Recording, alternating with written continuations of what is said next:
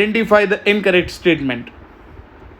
The oxidation states of chromium in CrO4 minus 2.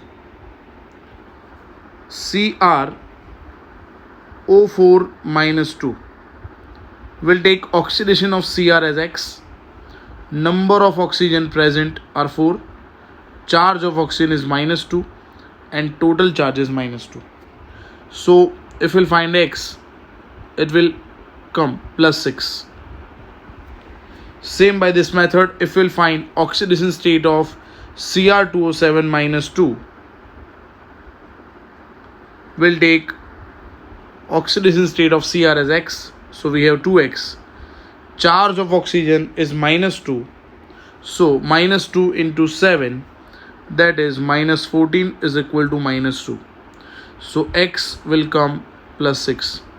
Here we can see that oxidation state of CrO4 minus 2 and Cr2O7 minus 2 are same. And in the statement, it is written that the oxidation state of chromium in CrO4 minus 2 and Cr2O7 minus 2 are not the same.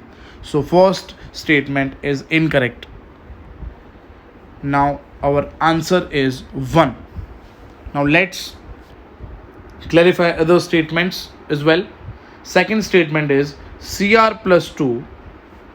Come on, Cr plus 2, that is D4, is a stronger reducing agent.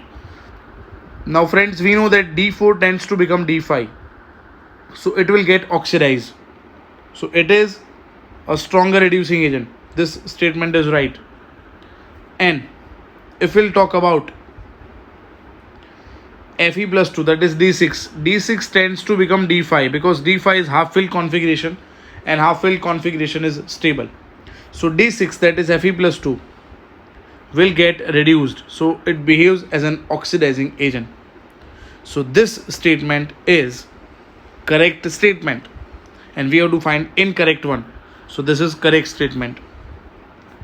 Now next, the transition metals and the compounds are known for their catalytic activity due to their ability to adopt multiple oxidation states and form complexes. This statement is correct.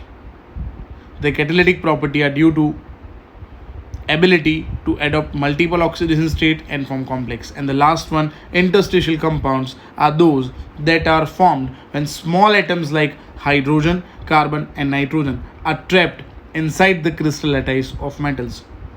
In the theory, we already studied this concept. This statement is also correct.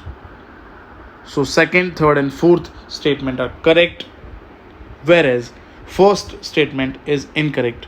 So our answer is 1. Our answer is 1.